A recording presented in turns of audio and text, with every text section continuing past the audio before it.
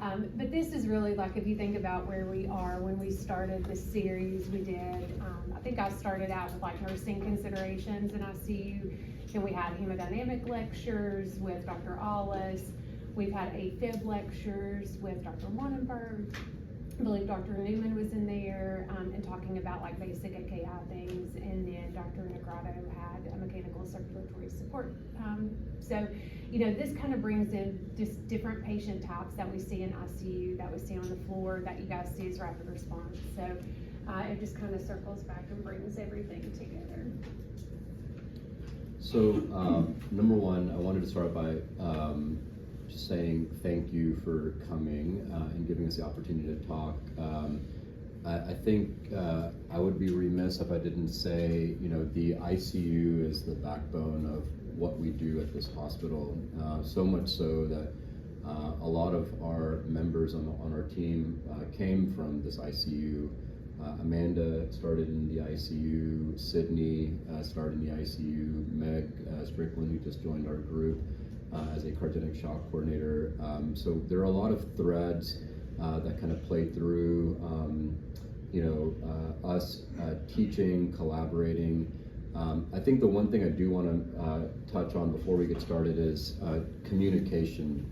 I think there has been a lot of, you know, talk about communication between physicians and nurses, communication between physicians, multiple physicians seeing the same patient, communication between nurses as you do shift change or someone's helping out, communication between the nurses in the ICU and the OR or the cath lab. It is extraordinarily important for us to make sure that we remember that we're all part of the same family and part of the same team. You know, common things being common, I think it's all about tone, about the way you present a patient. How many of you all in this room are parents? All right. And how many of you all have received a phone call from a grandparent, a teacher, a coach about an issue about your child? So that is how I would make the analogy of when we receive a phone call from an ICU nurse. What we are wanting on the receiving end is we want to know not that little Johnny has a problem, we understand that, but we want to be armed with information. You know, he fell, he broke skin, there is bleeding, I think it needs stitches, I don't think this is just a Tylenol or a Band-Aid type of deal. And so when you call us and when we call you, we want to be armed with information, and you should demand the same when you're in the recipient role. Someone is coming up from the ER, the cath lab, the OR, ask questions, you know, make sure you know, common things being common, things that we're notorious for, like this patient's being bumped with pressors on the way up to the ICU. This person's been not doing well for the past 30 minutes in the cath lab. Actually, Dr. So-and-so wanted to keep them here. This groin has been a problem. This is not a standard groin. I just want you to be aware. Here's how we left it. Those are the things that we want to know, and that's what you want to know so that you can take care of, just like you would take care of your own child in a situation. We want to know the same thing. So this is, and then, the last thing is this talk is meant to be truly collaborative, ask questions. I'm going to be asking Amanda questions. She's going to be asking me questions. We're going to be asking you all questions. It's not meant to be intimidating. It's really meant to be collaborative.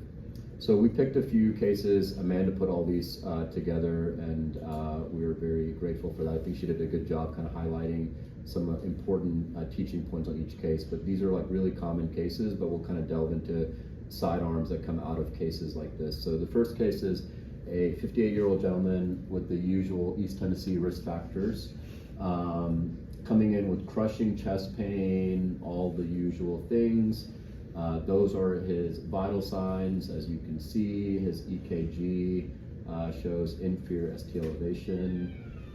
We'll go to the next slide. All right, so Amanda, I want you, you get the call.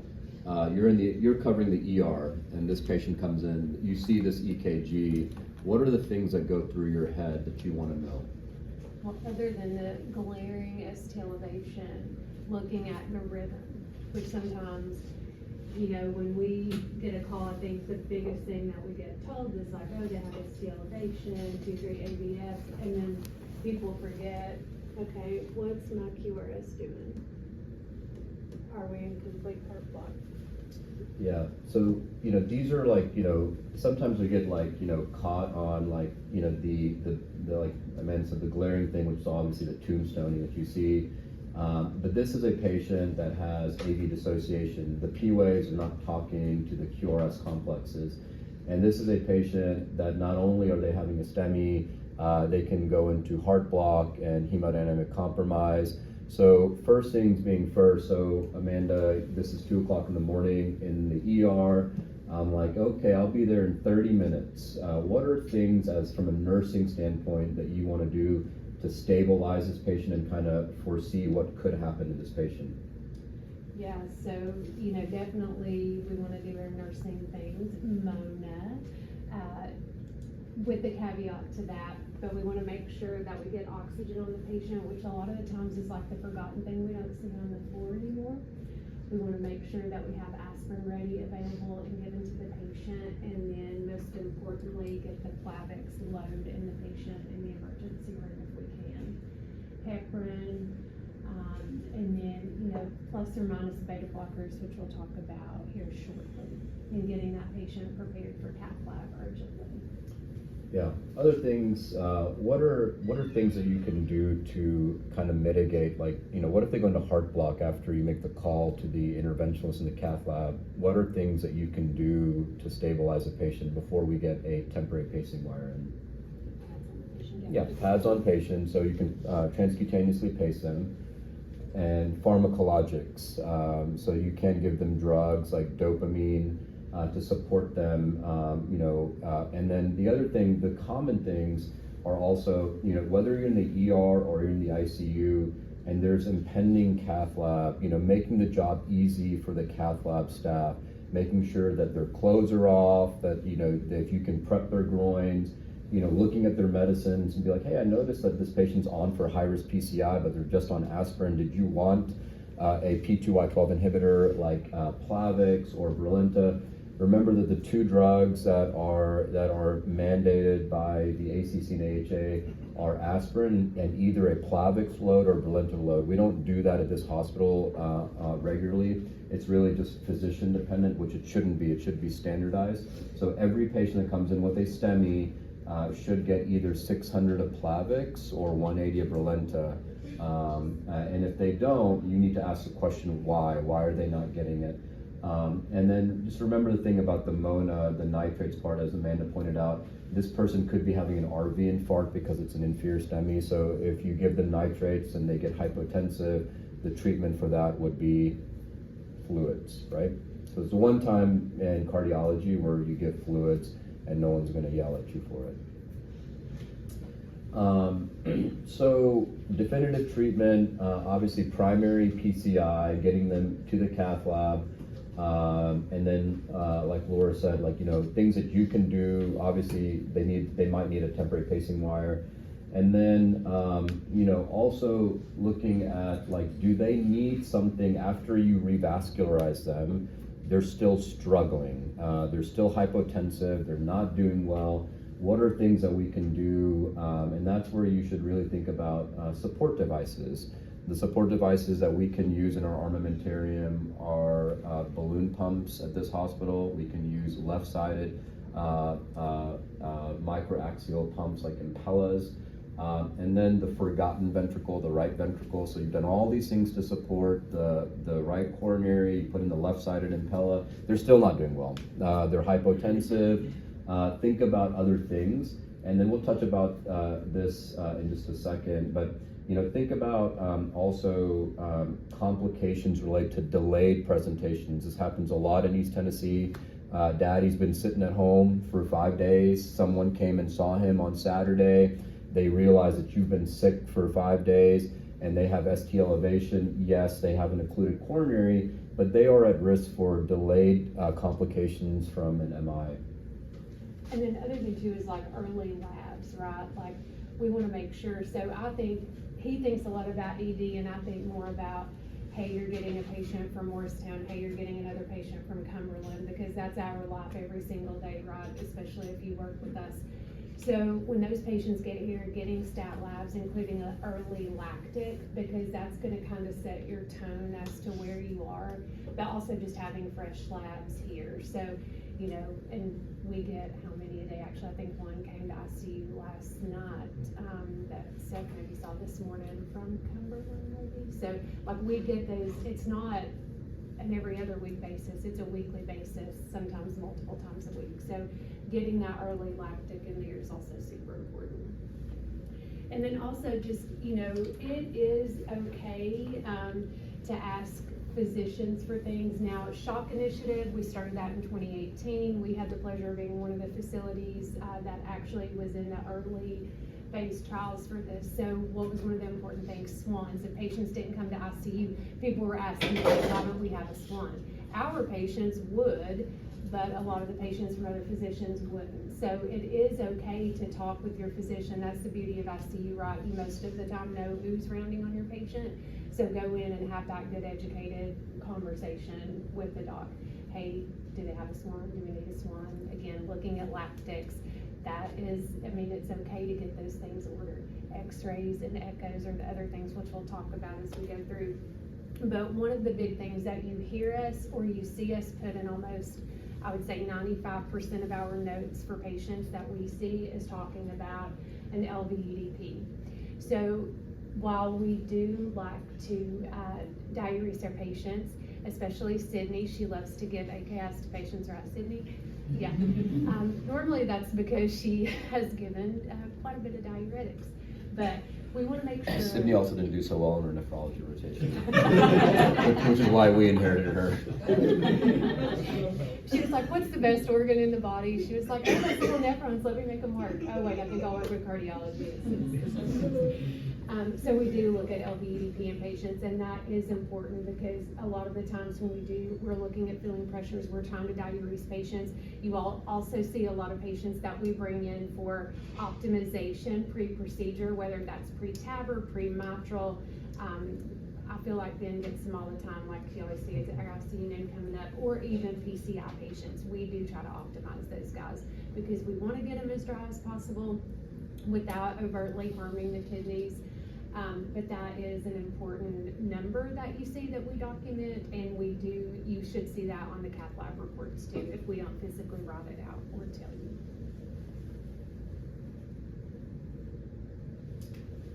All right, so in this patient, you know, key complications, we've kind of touched about AV block. We've talked a little bit about right ventricular infarction, as kind of Amanda talked about. You know, the National Cardiogenic Shock Initiative really helped us understand the fact that we sometimes neglect the right ventricle.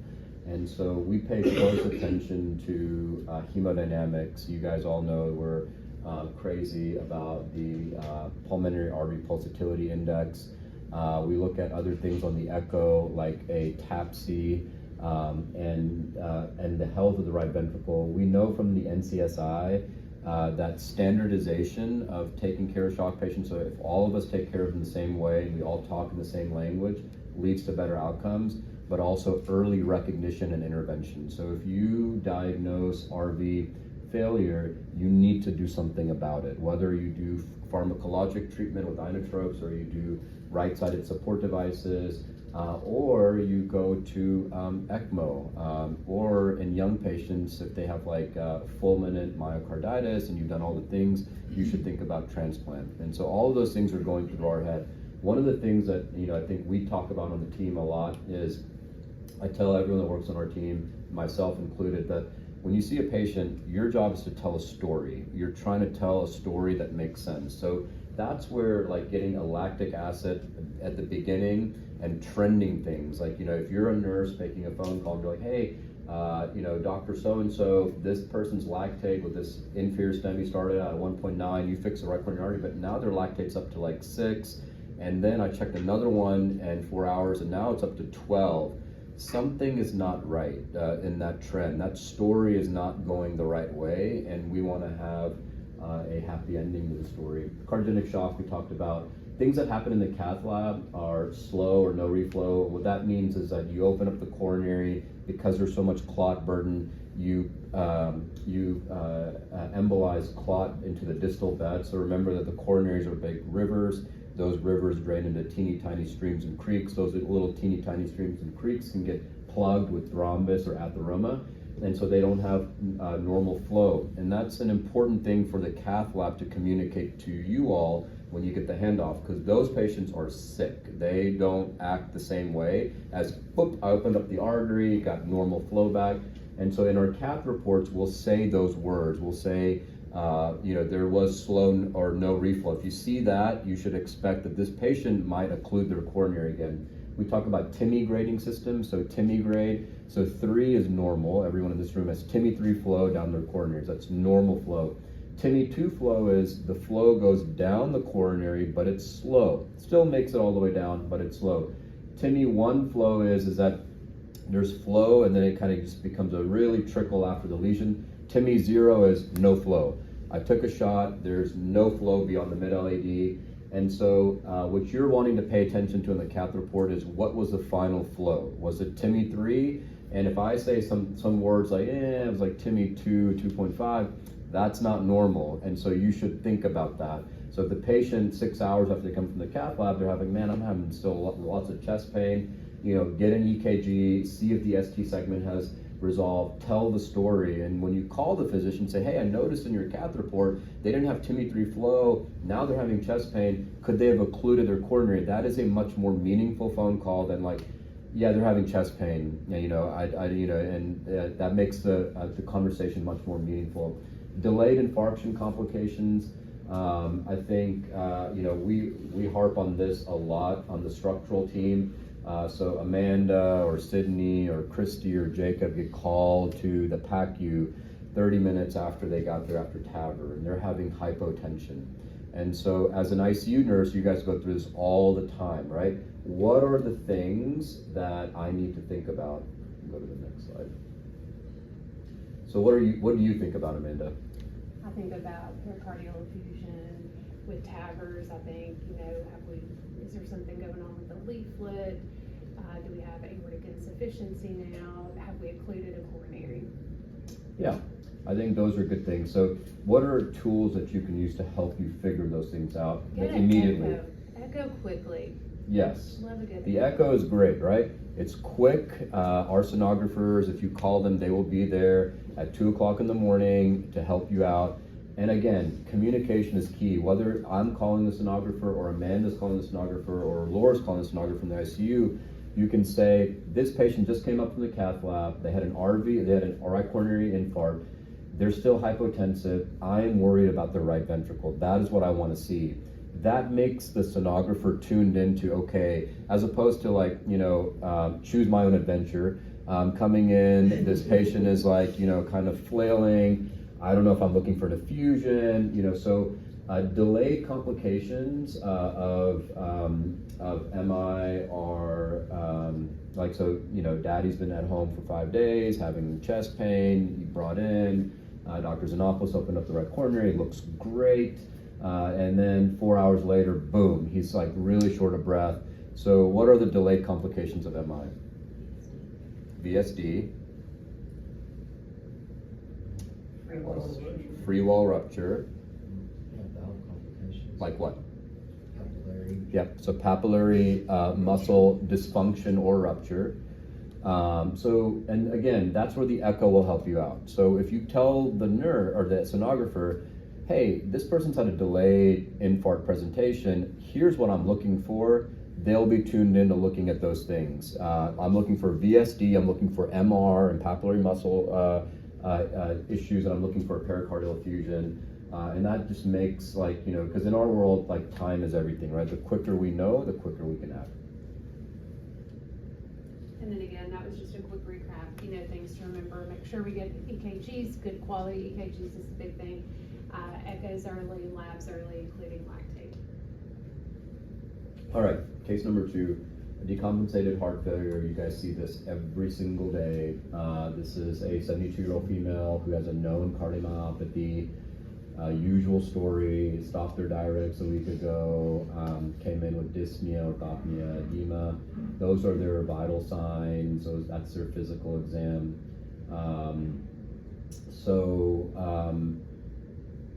How do you approach a cardiomyopathic patient like this, Amanda? I'm stuck in the cath lab. This is one of my clinic patients. I can't go down to the ER to see him. Amanda, can you go handle this? So that's when we try to do the head to toe approach, and something I was very big on in our initial ICU talk. Use what you have, right? Like this patient just rolled in. So what do I have? I have my eyes. I'm looking at this patient. Are they obviously tachypnic? They look short of breath. We don't have them on oxygen yet. I'm feeling of them. Are they cold? Are they clammy? What do I see blood pressure wise? Or what does their skin color look like? So all the things like that's when we have to think head to toe, do that rhythmic. Every patient should be the same. I'm talking to you, you're talking about the starfish that's on the wall over there, like they're confused. So use your senses, go body system, head to toe, and just try to keep that same rhythmic dance, right? Like we want to know what's going on with that patient, but if we're like one time we're starting with the belly and one time we're up here, one time we're there, like we need to have a very rhythmic way that we deal with these patients. So always starting head to toe is super key. Yeah, and tell the story, right? Because if Amanda comes up to the cath lab and she's standing out there, I know something's wrong. Like they're not perfusing their brain, they're not perfusing their kidney, and we need to do something fast. If, however, I get a text saying, call me when you're done, we know this is standard heart failure, we can start. And so the way we communicate with each other, the way we standardize the approach, the way we talk about that will, your chance of missing something is going to be a lot less. And then this slide, it is a super busy slide, but when we just think about different cardiomyopathies, ejection fraction, you'll see different physicians and different practitioners write things differently, but a couple things just to key in on are like heart failure reduced ejection fraction, heart failure preserved ejection fraction. And that's important because that kind of deals with how we're going to deal with that patient, right? So when we think about the different cardiomyopathies that we see, we always think about like the coronary patients. I think more like the valvular patients because I may be like this just a teensy bit better. But think about the other things that we see, like, I'm calling him at literally 9 o'clock one night, like, hey, Chris doesn't look good. And his heart rate's like 160, and it's been 160 for 3 days. The normal, healthy 50-year-old, he does an echo, EF is 30. So like we're in Seth's clinic, and he's like, we're trying to get on medicines, but we think about like cardiomyopathies that we see with patients. Was it an issue from a valve disease? No. Was it a medication-induced cardiomyopathy, so tachycardia related? So those are all things that we see in these patients, and he saw one this weekend. Yeah, you guys, there's a patient that came in on our call over the weekend, a 50-year-old lady. She came into our ICU, usual symptoms of heart failure, right? And so immediately, you look at the chart and there's not a lot of stuff in there, right? It's not a known cardiomyopathic patient, no significant past medical history. You should be clued into something weird is going on here. This person is not the coronary artery patient. This patient is not a valvular heart disease patient. Is there something else going on? And when I get a call about a young patient like that, I think to myself, what are the things that could hurt this patient if I don't diagnose it early? So in that particular patient, myocarditis, like fulminant myocarditis, like a viral myocarditis is important because that will change the way you treat the patient, right? You should still do all the standard heart failure things, put in a swan, get their hemodynamics, support their right and left ventricle, but they may be candidates for steroids, they may be candidates for IVIG, and in our hands, we typically make a phone call to an advanced heart failure center, where we let them know we've got a young patient here with a bad cardiomyopathy, we're gonna support them, but they need to be at a center that can and will transplant them. Those are the patients that can benefit the most from a durable VAD or a transplant. And so those are things that we should be thinking about. Don't just get into the mindset of heart failure, dobutamine, Lasix, next case. Those are special patients, and you can truly save their life by being systematic and making the appropriate phone calls. And then x-rays are one of our quickest things we can get for the most part. X-ray is pretty good around here. But that's also Sydney's other favorite thing. Yeah, that's Jacob's favorite thing too, is X-ray. But you know, I think it was A1 day one, Dr. Rahman's like, you have to be systematic with, you know, what you think about when you look at an X-ray. So like your A, B, C, D, E's, right? So airway is the trachea midline. Look at the main stem bronchus. Bones, look at the ribs, look at the clavicles. Do you see any like obvious fractures? How many can you see? So on a good portable chest X-ray, if they have good inspiration, how many ribs should you be able to see in theory? How many ribs do humans have?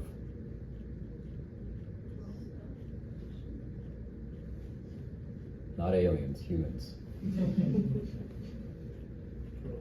12, right? So you're never going to see 12 ribs, right? That's going to be it'll be a big inspiratory effort, but you should see how At many. least 5 to 7. Yeah. Like So anything less than 5, you're just not. yeah. So this person is. Does anyone want to interpret this chest X-ray other than Amanda?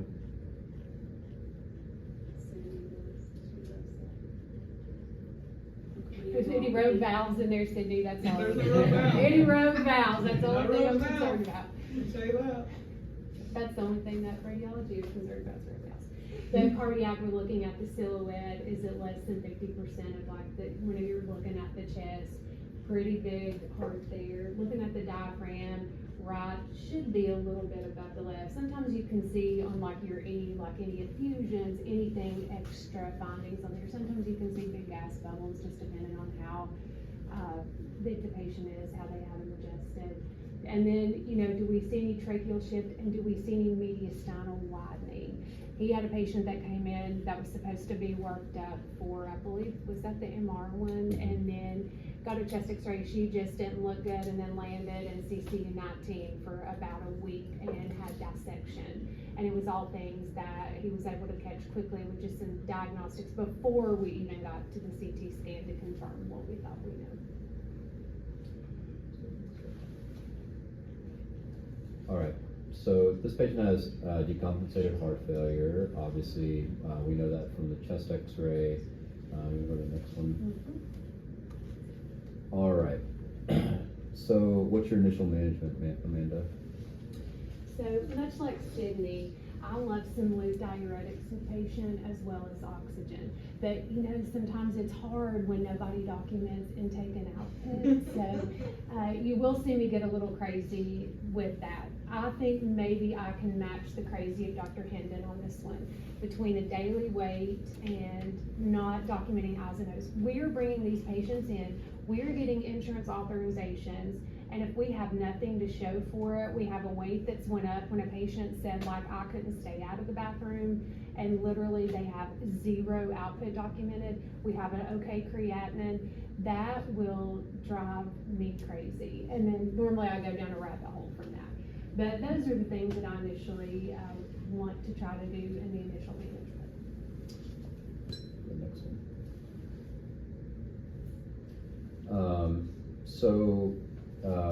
We'll touch upon like a little bit about like the quadrants that cardiomyopathic patients live in.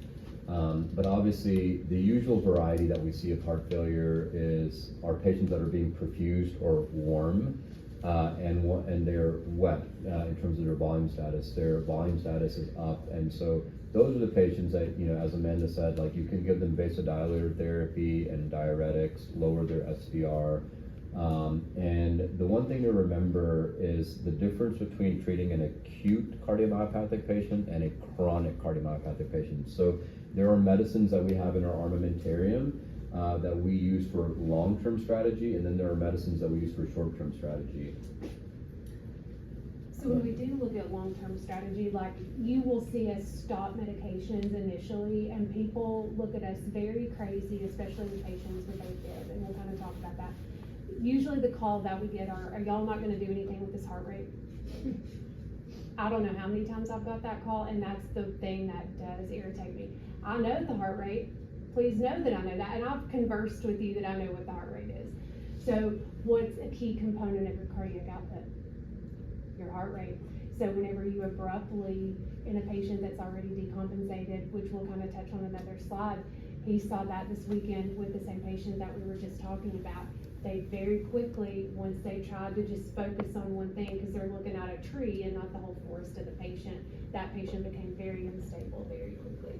But a lot of the times you'll see that we maybe won't add a lot of the medications that you hear about, or if you go to conferences with like the long-term management of heart failure patients. But it is key to know the expectations of what to tell that patient as we're doing that constant bedside education. Sodium restrictions, fluid restrictions, they really are important. They do have a key value in that patient, and educating your patient is also important. And then some of the medications that we look at, you may wonder, well, why are you using metoprolol instead of carvedilol? And we do have a method to some of those madness. Sometimes you have patients who are very hypertensive, so carvedilol might be a little bit better because it's not going to affect that heart rate as much. And then you have other patients that you really need that heart rate to come down. So, and we use more metoprolol. So there is a reason why we use that. There are multiple categories of medications that we use. However, in the ICU is not normally when you're going to see them. Sometimes we do have to rein Dr. Negrato in a little bit because she tries to start max doses of everything. And you see there's a starting dose and a max dose. So sometimes we have to reel her back in quite a bit just so that she kind of gently ease in. Send the slide for 1 second before we move on. Which drug on this slide is the only drug that is shown to prove a mortality benefit in patients with diastolic heart failure?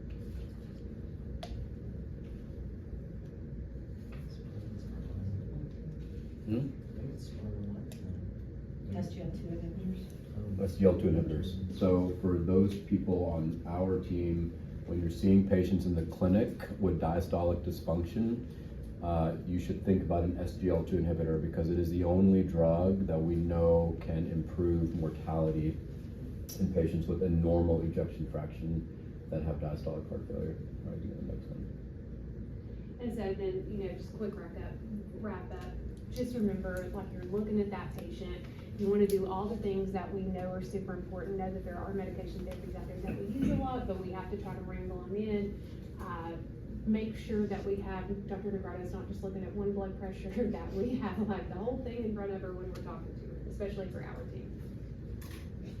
All right. This patient's a little bit different than the last one. 65-year-old gentleman, prior history of coronary disease, comes in with altered mental status, not feeling well. Those are his initial vital signs. That's his initial exam, and some objective findings from that. So Amanda, what are things that, from the last patient to this patient, what are things that resonate with you? Well, he's not perfusing good. He has cold extremities, low urine output, blood pressure. That pulse pressure is super low. He already has an elevated lactic and then a known low EF. And he's confused, so he's not perfusing his brain. So I think Amanda said, head to toe, he's not perfusing his brain, doesn't look like he's perfusing any of his organs well, including his kidneys or his lower extremities. And we look at a lot of pulse pressure, so that's the difference between the systolic and diastolic blood pressure. That number, they're together. Sometimes you'll get patients that are totally what we call uncoupled after they get an Impella. They'll have no pulse pressure at all. It'll be flat. And you're like, this is not normal, this is horrible, and it is. They're so sick that they have no pulsatility, and that's where we look at mean arterial pressure. But if they have a low pulse pressure with a high heart rate, something bad is going on. Either they're in a low output state because of cardiomyopathy, or they've got a pericardial effusion with tamponade, or they've got like a pneumothorax and shifting of their heart, or something's going on. So then this was the favorite slide that he alluded to earlier. So I know you saw both of these slides, I believe, in Dr. Negrato's presentation, but you also saw the blue slide if you've ever been to a Dr. Rahman lecture. It's also one of the first things that Seth taught me in Lenore City Clinic, like week 1. So it was the best. But this is what he was talking about with the quadrants of the patient. So you have somebody who's in a low perfusion state and they're congested. So somebody who is wet, they have an elevated wedge pressure, their cardiac index is not normal, they're cold. Those are like those super sick patients that we see that is most likely going to need to go to the lab if we don't, I mean, we've tried pressors, their lactates up, their EF is low, like we've gotta help support these patients or they're not gonna make it out of the ICU. So this is just a good slide to kind of wrangle things in to something you can objectively like talk to your patient. They're not perfusing good and they're volume overloaded. Worst patient scenario. Yeah, it's also, the reason why this was developed was because it was mainly so that we all speak in the same language. So that when I am talking to Sydney on rounds, or Sydney passes the baton over to Christy, or she passes the baton over to an ICU nurse, and then they pass the baton on to the night nurse, we can say this patient has cold and wet physiology. That is what we're dealing with. So we all know exactly what that means. We need to improve perfusion, and we need to also decongest them, as opposed to warm and wet. So we all speak the same language, and then that leads to therapeutics and how we're going to treat the patient. All right, Amanda. So this is 2:00 in the morning. You're covering the ER. What are you going to do to stabilize this patient? Well, other than your normal airway issues, I'll be cautious with fluid, but I really want to start them on some norepi. I think that's going to be the best drug for this patient. Yeah, so there was a New England Journal article that studied patients that come in with shock of any kind: hemorrhagic shock, cardiogenic shock, vasodilatory shock, shock from sepsis or systemic inflammatory response syndrome. And what that study found is that norepinephrine is the first drug of choice when you are looking to start a vasopressor, which is a little bit of a shift in cardiology. We typically reserve norepinephrine for septic shock or hemorrhagic shock, but that is the first drug of choice. The other ones, like you all know, epinephrine, that's kind of the nuclear option. It helps everything. That's why we use it in codes. I think phenylephrine is a special one. We like to use phenylephrine in cardiology quite a bit. And the reason is because phenylephrine is special because it does nothing to contractility. It is not going to increase the contractility of the heart. And there are some cardiac conditions where you don't want to do that. One is hypertrophic cardiomyopathy. So if they have hypertrophic cardiomyopathy and a hypertrophic cardiomyopathic patient comes in with sepsis, or they're hypotensive, phenylephrine is actually the drug of choice, not norepinephrine.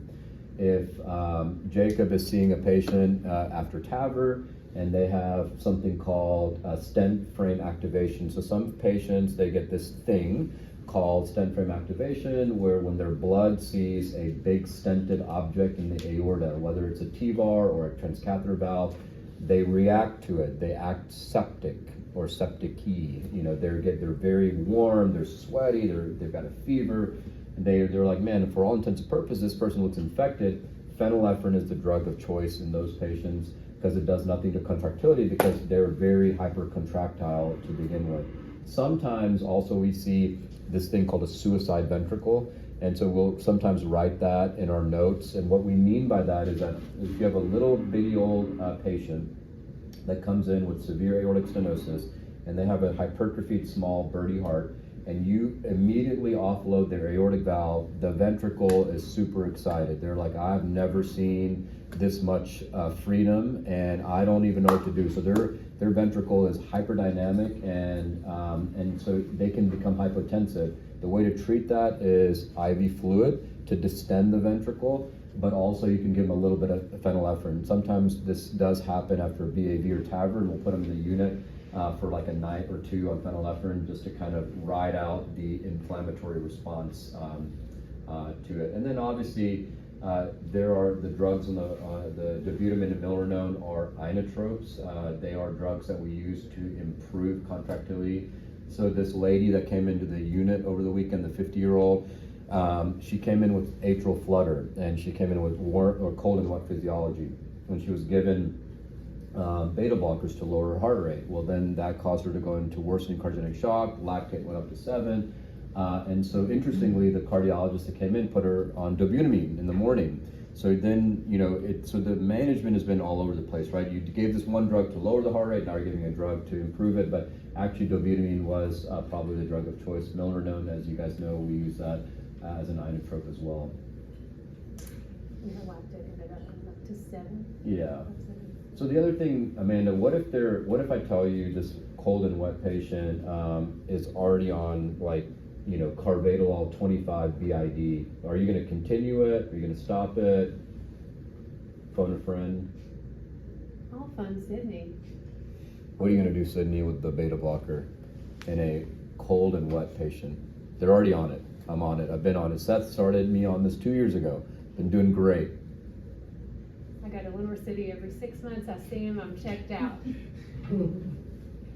I On the mean, I'd be 10-year slot. concerned to stop it completely initially just because they have the rebound with withdrawing it too swiftly, so. Yeah. So I think in general, if you're not starting a drug that competitively competes with it, one of my biggest pet peeves is like they're on beta blockers and then like I started them on dobutamine. So you got to hang your hat on a diagnosis. Like you're either going to say, I'm going to stimulate the beta receptors or I'm going to block them, but you're not going to do both. And so if you're thinking about doing positive inotropes, you need to stop the beta blocker. If they're already on a beta blocker, they're on the doses that have been studied in trials, you are correct. You should just continue it. And if they're not on beta blockers, do not start them when they are in this state because of all the reasons we talked about. And then another thing that you guys see, and I know it's super confusing, but we get consulted on a lot of CT surgery patients. 90%, I don't know. We do get consulted on a lot, but we are looking at a multidisciplinary heart team approach. You'll see us write that in many, many notes that we write, especially with these PCI patients come in, even shock patients for the most part, somebody with multivessel disease, our Cumberland patients and Worcester patients. But what we're trying to do is really look at a revascularization strategy that's best for that patient, right? So it's not a one size fits all. Now, when I first started on the team, I didn't like Plavix and I loved open heart surgery. And then now, I think I'm kind of opposite. I don't really like open heart surgery, but I love some Plavix. Love to get you athletes. But, really, we are looking at the patient anatomically. You do see that we get a lot of CT scans. There is a reason for that. It's not that we like to radiate a bunch of people, but we are looking at anatomy. If somebody has a low EF, but we feel that they probably are not going to come off bypass easily, is a protected PCI best for this patient? What was their EDP? It all goes back to that. How did they present whenever they came in? We get consulted on a lot of patients who are sent here to the CT surgery service, but we do have to make that educated look at the patient. He looks at a lot of films, and some of the things that you might see that they talk about are like, vessel lesions. Was it like a small vessel, large vessel? Did they have good targets? You see that a lot, especially with like the way that CT surgery writes things. So we do look at protected PCI. We've also studied that a lot with our patients. If it's multi-vessel disease, I think last week Dr. Nagrada put 6 stents in my lady upstairs that was transferred into Hance's team. So, I mean, again, that lady was out of the hospital in 3 days versus a considerable amount longer because she had multiple underlying comorbid conditions.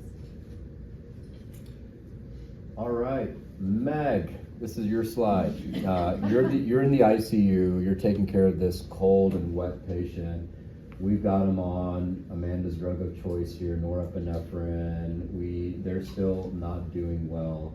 What are things that make you think about, should I escalate to, support devices? I think right now a lot of literature shows that if we still have elevated LVEP, continuing shock, lactic rising, we can try inotropes, but realistically getting a pump in them is the best thing for them, early putting a pump in. Yeah, so this was studied in the Danger Shock trial. That was a trial looking at patients that come in with acute STEMI, and they had a systolic blood pressure of less than 100. They had a lactate of 2.5 or more. And we know from that study that early intervention with a pump leads to better outcomes. So this has been validated in studies. We also saw this in NCSI, which Amanda talked about, we were a part of. So the things that I look at is if you've started medical therapy and they're still hypotensive, they have a lactate of 2.5 or more, and they have other evidence of end organ malperfusion, like not making a lot of urine. The thing that I think affects you all the most is timing. So should we wait till the morning to put in the pump? And what we know is early intervention is what leads to a better outcome. So, same thing like I started off with, I asked the question, how many of you guys have kids? And how many of you all had a call about a concerning thing about your child? These are your children.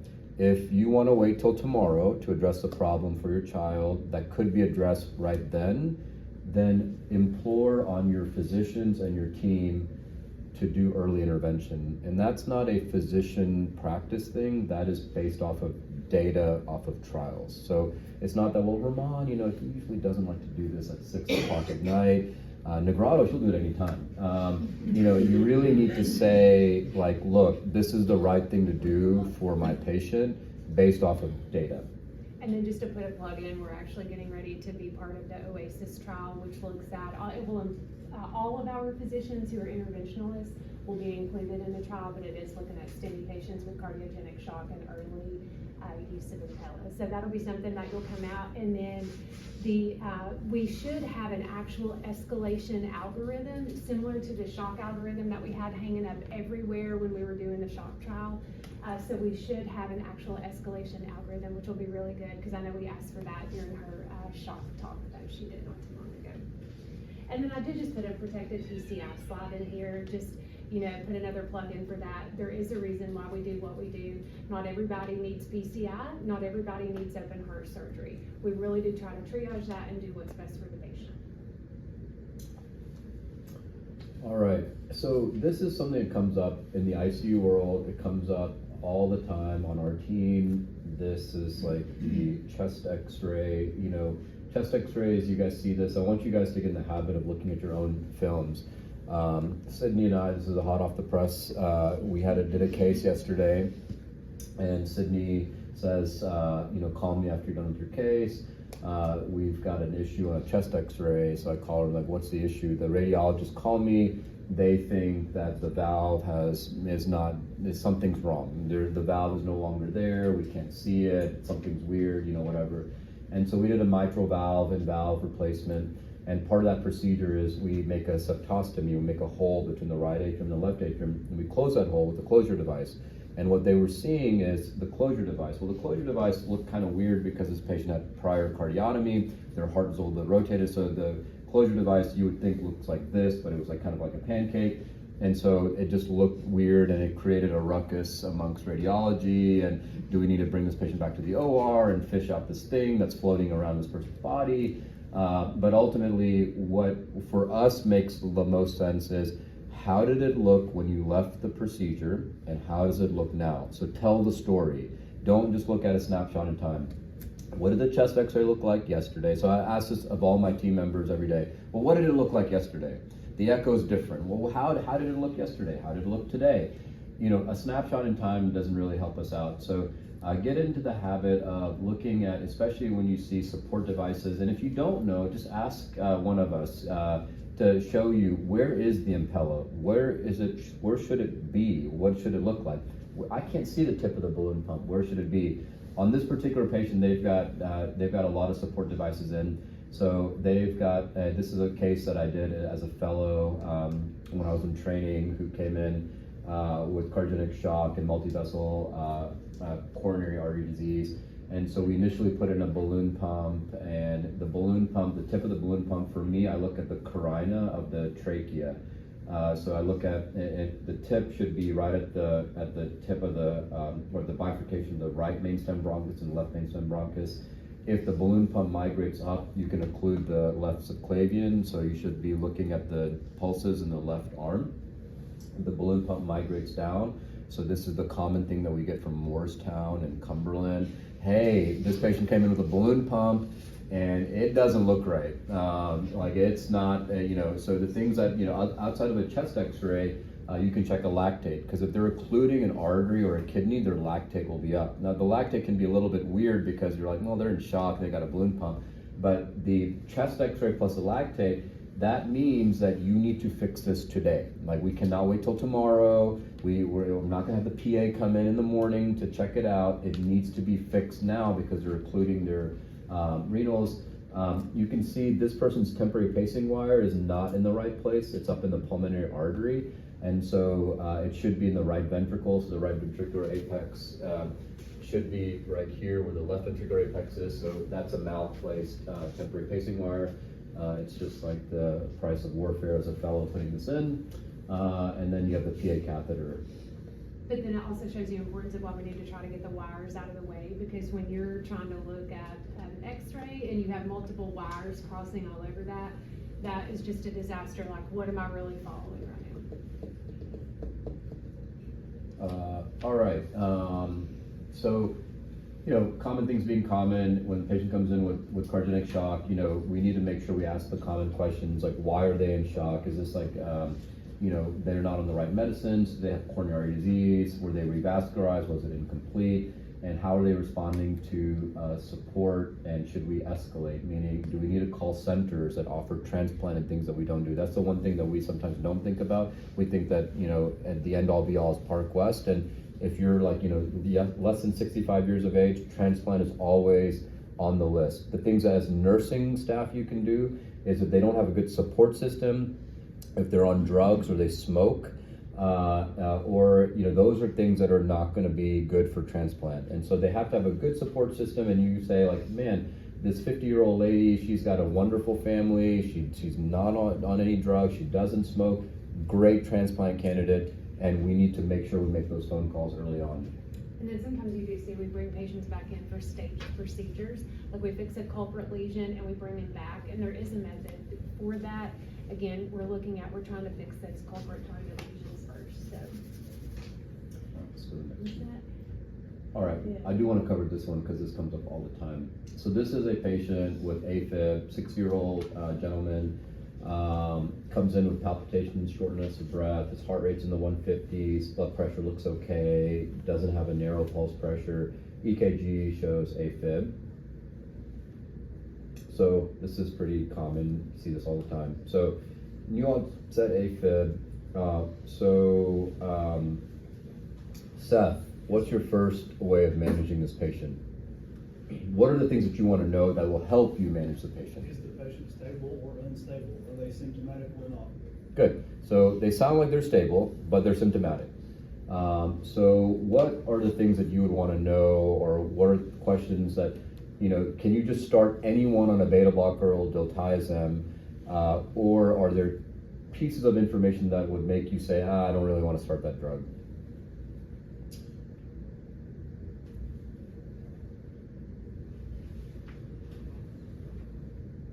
I mean, I don't think there's anything wrong with trying to slow them down initially. Depends on, really, are they talking? Are they conscious? I mean, What if I told you I did an echo on this patient last week and their EF is 15? Would that change the way you saw the patient? yeah. That would, Okay, that would and in what way? It would preclude the calcium channel blockade. Yeah. So if they have an EF that's low, don't use beta blockers or diltiazem for the same reasons that we don't want to use them in cardiogenic shock. You can decrease their cardiac output, and they'll go into pulmonary edema. You'll have to intubate them. You can actually make them more sick. So that's the first question when a nurse calls me, like, hey, it's 2 o'clock in the morning. This patient of Dr. Negrato's got AFib with RVR. Are you okay if I just start a diltiazem drip? And the first question I ask is, what is their ejection fraction? So when you make that call, I want to know, like, and if you don't know, or if they don't have the ejection fraction, say, I don't know what their ejection fraction is, and that's okay. Then like Seth said, it is not unreasonable to try it. But if in the first few 30 minutes of trying it, they get sicker, they probably don't have a normal EF. So you should stop it and think of another drug. Same thing with the bleeding. Do they have a bleeding history that you're going to have to hypnotize them? Yeah, so the part of atrial fibrillation management, as you all know, one is rate versus rhythm control, one is stroke prevention. If you're thinking about cardioverting the patient, you need to put them on a blood thinner. So if you can't put them on a blood thinner, then cardioversion is out. They just came in 2 weeks ago with a peptic ulcer, and Dr. Sarva had to do all this stuff, and they would give them 10 units of blood. That person you probably can't cardiovert because you cannot reliably heparinize them. So in that case, you got to do the best you can with rate control medicines. This comes up all the time. including keeping on blood thinners, whether it's surgical ligation or whether we put a Watchman in the patient. If we do cardioversion, then we do need to get them back on blood thinners. Right, so if they've had prior Watchmen or their left atrial appendage has been ligated, if you cardiovert them, at a minimum, they have to be on anticoagulation for 30 days after that. And then that's why you see sometimes when we put Chad's VAS score, actually everybody should put that in if a patient has atrial fibrillation to know why they are or not on any anticoagulation. And this is just kind of the scoring system that we use for that. There's also an app that a lot of us use. This is my old Watchman tool, and I just have it in my pocket all the time. So I'll like pull it out because I can show the patient without like going through the app in the patient's room. So we've talked a little bit about this. You know, the other things to think about, like in the outpatient world, is ablation. You know, we sometimes think about this as in the inpatient world as well. If they fail rate control or rhythm control with antiarrhythmics, you know, we do have a lot of data that suggests that early ablation is key to the management of these patients. And there's some data that actually shows a mortality benefit with trying to ablate them and getting them into a normal sinus rhythm. And then our last patient case, which is our fibrillation case. So this is a 78-year-old woman coming in with all the symptoms that one gets with severe valve disease. They have a harsh systolic murmur of aortic stenosis. As you all know, we make the diagnosis of aortic stenosis just based off of like transthoracic echocardiography, and they have all the things that suggest AS. We can go through this. All right, so classic symptoms of valvular heart disease are the same for any type of valve disease. Angina, because they're not perfusing their coronaries. Syncope, because they have such a stenotic valve that they're not perfusing the brain. And then congestive heart failure or shortness of breath. Just so everyone in the room is aware, transcatheter aortic valve replacement is the gold standard for aortic valve replacement in patients that are 65 years of age or more, irrespective of your surgical risk. So if you are even low risk for surgery and you're 65 years old and you have anatomy that's suitable for TAVR, the trials have shown that TAVR is superior to surgery. So the times where you should think about surgery are a bicuspid aortic valve, or they have some other reason to need surgery, like they have an ascending aortic aneurysm. So TAVR, you know, I think is no longer considered like, you know, experimental therapy. It's no longer considered new or innovative therapy. It is the way that we treat aortic valve disease based off of trials. We know that medical management of these patients leads to worse mortality. And this was proven in multiple trials. And then go to the next one here. So we approach valve patients the same way we approach ICU patients, head to toe. We look at all their organ systems. Is there a prior history of stroke? Is there a prior history of kidney disease? Do they have lung disease? Do they have any hematologic malignancies or anything that we should be aware of? And so as long as you approach the patient head to toe and you're systematic about it, you won't miss anything, because our job is not just to fix the valve, is to make sure that they have the benefit of that valve replacement. We rely heavily on CT imaging. You can see the difference here between these two valves. Usually aortic stenosis, you can see calcium in just the leaflets on that panel on the right. You see calcium extends down into the ventricle. And so that type of anatomy may be better suited for surgery, where the surgeon can go in and actually resect all the calcium out and put in a valve. Sometimes when we've had complications with TAVR, it's because we see anatomy like that. Now we've become better at predicting those things from happening so that we don't offer them TAVR to avoid those types of complications. You guys all know about heart block and TAVR. The patients that are at most risk for developing heart block are patients with a baseline right bundle branch block. So in general, the rate of needing a pacemaker after TAVR is about 6 to 8%. But if you have a baseline right bundle branch block, your pacemaker rate is 1 in 5. And so sometimes those patients will come to the unit. So it all goes back to the transcutaneous pacing, especially say it's somebody who did develop a new block on the floor, your rapid response, you go upstairs, make sure that is a phone call to the physician, not a page. Like, this is a post-TAVR patient, we've been up here about an hour, we've got the pacing pads on. get them ready to go to the cath lab, because we need to put a TVP in. I think that's all we have for you all. You guys have any questions, any issues that we can help with, anything that comes up? All right. Okay, thank Thanks. you.